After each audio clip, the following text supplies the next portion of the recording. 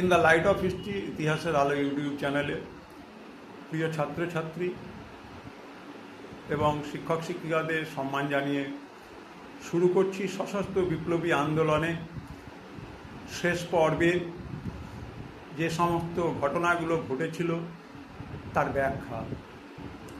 এই সময় একাধিক ধরনের সশস্ত্র বিপ্লবী আন্দোলন হয়েছে, ইংরেজদের ট্রেন ডাকাতি হয়েছে, রিভলভার লুট হয়েছে, অত্যাচারী ইংরেজ শাসকদেরকে হত্যা করে ইংরেজ প্রশাসনের বুকে ভয় ধরানো হয়েছে।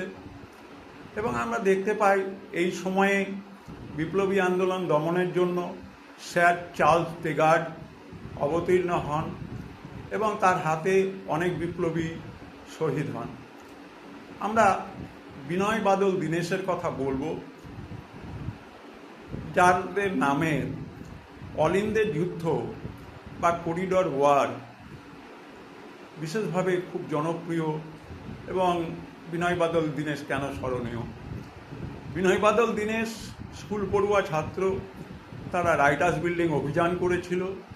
কুখ্যাত ব্রিটিশ শাসনের যে কেন্দ্রীয় অংশ, প্রশাসনিক অংশ, সেই রাইটার্সকে ভয় দেখানো, এবং তারা জানতো যে অসম যুদ্ধে পেরে উঠবে না, তাও কিন্তু রাইটার্সের রোটান্ডাতে অসম লড়াই করে তারা কিন্তু হার মানতে চায়নি, তারা আত্মবলিদান দিয়েছিল।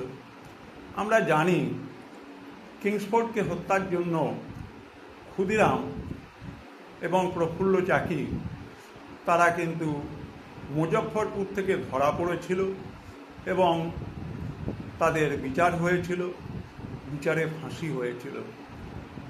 এবং এই সমস্ত বিপ্লবীদের আত্মবলিদানের পিছনে স্বামী বিবেকানন্দের যে দেশপ্রেমের আদর্শ, স্বামী বিবেকানন্দের যে উদাত্ত ভাষণ, ভুলিও না তোমার জন্ম মায়ের জন্য বলি প্রদত্ত, এবং বাংলার সন্তানেরা বিপ্লবী আন্দোলনে তাদের নিজেদের জীবন দিয়ে তারা ভারতবর্ষকে স্বাধীন করবার চেষ্টা করেছে। এবং আমরা দেখতে পাই আস্তে আস্তে পরিবর্তনশীল প্রেক্ষাপটে হয়তো এই সমস্ত বিপ্লবীরা আরও আলোচনায় উঠে আসবেন, তাদের নিয়ে আরও চর্চা হবে। তোমরা আরও বিস্তারিতের জন্য পরবর্তী ভিডিওতে লক্ষ্য রেখো।